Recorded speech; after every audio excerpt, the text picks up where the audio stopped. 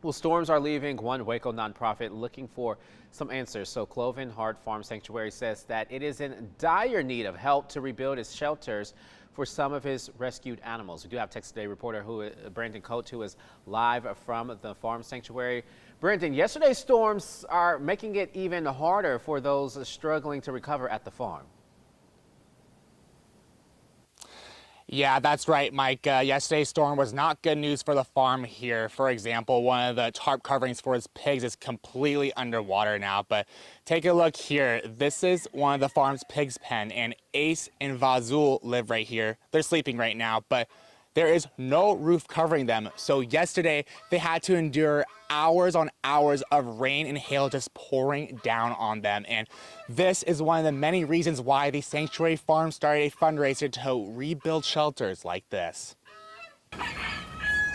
Meet Davy Devine. She brought along her babies in her belly and had her babies here. Cloven Heart Farm Sanctuary's Director of Operations, keeping the farm afloat.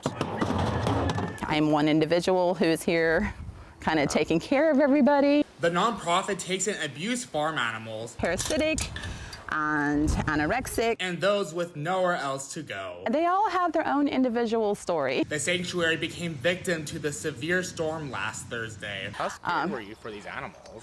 I was really scared. One of my little piggies was kind of like shivering in a corner, a little bit confused. Devine says the farm suffered extensive damage, destroying chicken coops, You can see the damage. wrecking shelters, and blowing roofs off animals' homes. Flew over here and then hit this and then landed over there. The director says she hopes she can at least move the roof back or build a new one before another storm hits, leaving these rescues vulnerable. Impending, dooming weather situations can make it even worse.